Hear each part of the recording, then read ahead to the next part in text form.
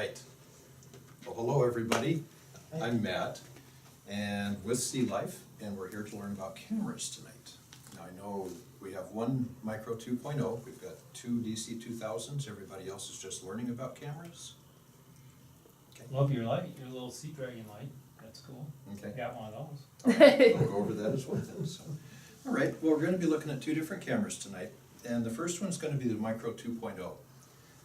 It is a 16 megapixel camera, shoots 1080p HD video at up to 60 frames per second, so if you want to start doing your slow motion stuff, you can do that as well.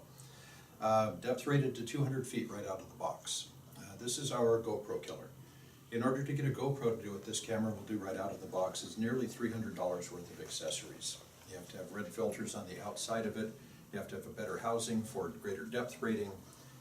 Some of the older GoPros didn't have screens, and so you had to get a screen, and then you needed new batteries to power the screen, and on and on and on. So this little guy is, as I said, just ready to go 200 feet right out of the box. There's no doors, no windows, no way to flood this camera. So if you are going to charge your battery, you take this little rubber plug out of the bottom and slip in a non-waterproof adapter. Plug this into the back of your computer or an AC cable or adapter, and this is how you would charge your battery. You can also download your pictures through this, or the camera does have full Wi-Fi, where if you have an iOS or an Android device, download a free app, turn the camera on at the end of your dive, the camera starts transmitting all of the pictures through a wireless connection into your iPad and everything else. It's pretty cool. We have two different versions of this. One of them has a 32 gig internal memory at 16 megapixels. That's going to give you about 12,500 pictures, roughly 4 hours of video. The 64 gig version is going to be double that, 25,000 pictures, roughly 5 or 6 hours worth of video as well. Because of the no doors, no O-rings, we did put one of the largest batteries available in this camera, so it's a 2.5 hour continuous use battery. So if you're able to get in, take the camera in at the beginning of the day, you'll be able to get 2 full dives out of it. We have what's called a piano key system on here, and I'm not going to bash GoPro, but here I go. A lot of the GoPros, I've never seen an unedited GoPro video that doesn't start with somebody looking to see if it's running, and it doesn't stop to see if it's turned off. You just don't know what the buttons are for. They're very, very small, not really well labeled. We have what's on here called a piano key button. If we fire this up, we're going to have a 2.4 inch diagonal screen. Now, to save battery with this, we do have a low resolution screen in here. So if you take a look at your pictures and videos, it may not look all that good on the screen, but transfer them onto your iOS or Android device or put them onto a computer, and they're going to be a full 16 megapixels, so very clean. With the buttons, we do have a video button up on top. So we push video, the video starts to play immediately. There's no pre-focus or anything else to it. If you want to hit the shutter button while your video is recording, you're going to capture a 2 megapixel still picture. It's going to save it as a separate video outside of the video and not interfere with the flow of the video as well. It's really very easy to use. One of the big things we have with the camera, and I don't know if you're going to be able to see this or not, but if we go into our menu setting, we're going to get a drop-down menu setting. We have a easy setup, image settings, system settings. We're just going up and down with the 2 arrow buttons outside of menu and flash. The first thing we're going to go to is easy setup. If it's highlighted with the orange bar, we're going to activate it with the shutter button. So we go to easy setup. Camera's just going to ask us, are you going to use this underwater or on land? This is a great land camera as well. So we're going to go underwater, activate that. Am I going to be diving at greater than 25 feet, snorkeling at less than 25 feet, or am I going to be using an artificial light source? So if I'm going diving at greater than 25 feet and I don't have a light source or my batteries die, all my videos and pictures are going to be blue and green again. As we descend in the water column, the reds, oranges, and yellows get absorbed. Everything's blue and green. So we're going to say OK to diving at greater than 25 feet. May not see it too clearly, but the screen is turned red. So what this is doing for us, it's reintroducing the bright oranges, the hot colors of the spectrum, into our pictures and video for us. So this is, in a sense, an automatic white balance, if you've heard that term before. If we do go back to video, all of our videos are going to be color corrected for us as well. So it's really cool. Any questions on that? You guys are too easy. One of the things we did discuss earlier too is right now the camera has a field of vision, so it's interpreting about 130 degrees. So it's got a big field of vision for it, which is great for video.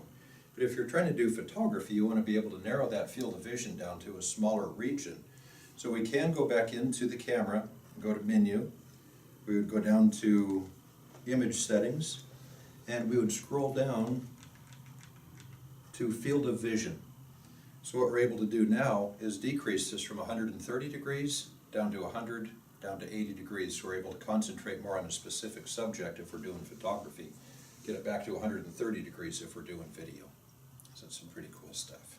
So you'll have to manually put it back to 130 then? when Yes. you're done? Yeah, just go through, but it would be as easy as I just did right there. It's very, very easy to get through the entire system. So, the field, or depth of field on this camera, a lot of people ask with digital photography. Is everybody shooting digital photography? Film is dead, let it go. In the old days, we'd get maybe 37, possibly 38 pictures. We weren't able to switch back and forth between video. It was really kind of a crapshoot as to whether we were getting good pictures or not. With the video aspect of it, it's just absolutely amazing. But, where was I going with this? Oh, if you go and people say, what is the lag time on this camera? There is literally no lag time. As soon as we push the shutter button, it has taken the picture. We are using a 1-inch square Sony CMOS sensor with the camera. Most other GoPros are either a 1/4 inch or 2/3 inch sensor. This is a full 1-inch square Sony sensor, so it's a very high quality sensor. Because of the depth of field being set from 2 feet to infinity, everything from here to as far as the camera can interpret is going to be in focus. All you have to do is just hit the button, it's taking the picture right at that point. To start video, you don't have to worry about pre-focusing or anything else as well. And so it's very, very easy to use, very fast camera as well. We do use a 2.8 lens in here, and the aperture setting is a 2.8, which means it's pretty fast. It can shoot well on low light capabilities as well. Going into commercial time, the 32 gig version of this camera retails for $499. The 64 gig version, double the memory, is going to be $549, so an extra $50 you can double your storage space with the camera. We do have a setting on here, if anybody is looking for a light for a GoPro or anything else, this is a very affordable option for us. This is a 2000 lumen light. It has got, as opposed to traditional Cree chips or little light bulbs, this little yellow dot is called a chip on board array. And so that little yellow dot is the light source for the camera, or for the light. So if we turn off the light here, I'm just going to fire this up. So this is a full 2000 lumens. In the old days, like when I first started diving, the big gun on the market was the UK light cannon. It took 8 D-cell batteries. It was a weight integrated dive light. It was really heavy. It was measured in watts, which is a unit of consumption of power. Now we're using everything as in lumens, which is an output of light. So this is a true 2000 lumen light. You see, it just kind of tapers off very smoothly to the edge of the field of vision. There's no hot spots, no circles to it, so it's a very clean light to us. These lights represent our battery charge, so we're 100% charged on this. At 2000 lumens, this light can burn up to an hour. At 1000 lumens, it can burn up to 2 hours. At 500 lumens, this light can burn up to 4 hours. You've just got your primary dive light built into your camera. Really cool. Now if we turn this off, push and hold the button down for about 4 seconds. While it's turned off, if we push and hold again, we're going to get a built-in signal flasher. Can burn up to 36 hours in this setting. If we tap it again, we're going to get a deep cycled SOS. Again, 36 hours worth of burn time for the light. That's a lot of features built into a little light. The light with the hard grip and the micro tray with the GoPro adapter is going to retail for $299. So an exceptional price for a tremendous light with it as well. 2 other features of the light. A couple of weeks ago I was talking to somebody and a guy had a competitive light strapped to his leg for the battery pack, and he had his handheld light up on his wrist. The battery compartment leaked and the gases built up, exploded, and broke the guy's femur. The biggest, strongest bone in the human body, and this thing blew up and broke this guy's leg. So all of our lights do have overpressure valves. And so if the battery compartment ever gets wet, Batteries start to off-gas, this valve will blow and not cause the housing to explode. On the inside of the battery compartment also, this is our battery pack. You always have 2 or 3 spare batteries with you.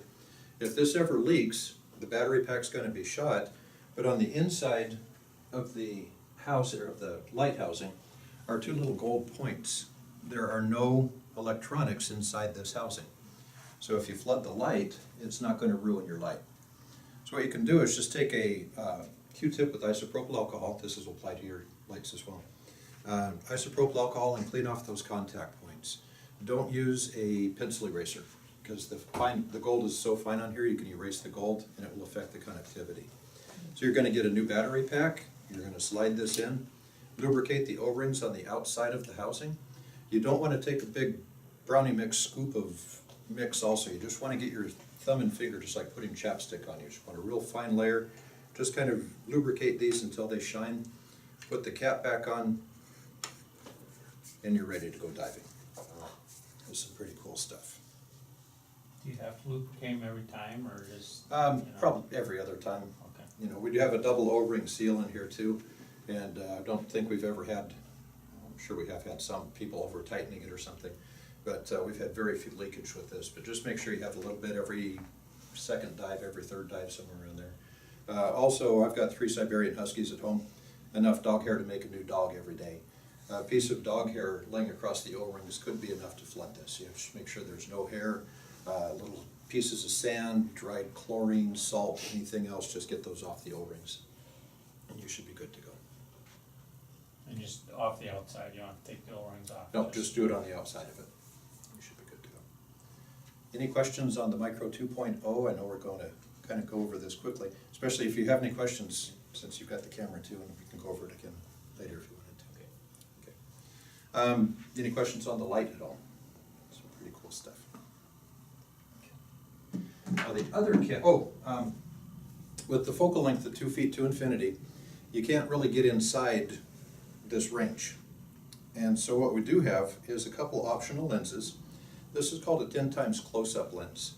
And it's just going to put on the front of the camera, and it twists into place, locks into place. This is going to allow you to shoot from about 6 inches out to 2 feet. If you like shooting inside of that, we have a super macro lens that just pops on the front, and this will allow you to shoot from 1 inch out to about 7 inches. So once again, you can start doing your super macro work, your little itty bitty nudibranchs and pygmy seahorses and everything else. You do want to have water between the outside of the housing and the inside of the lens. If you don't, eventually there's going to be water seeping in, and you're going to get a line through all your pictures.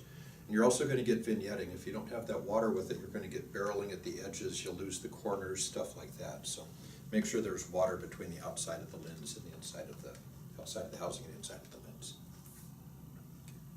lens. This one costs about $40.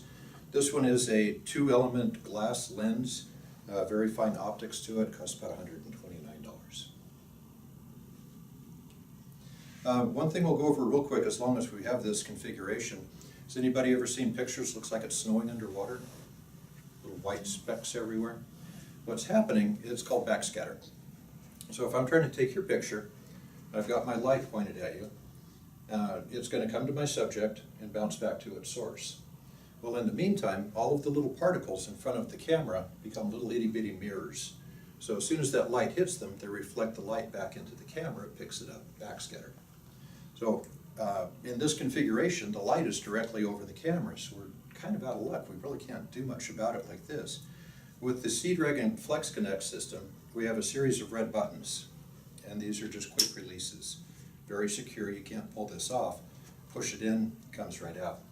So we are going to introduce our flex arms. If you get nothing else out of this lecture tonight, this is the most important part of the underwater photography process.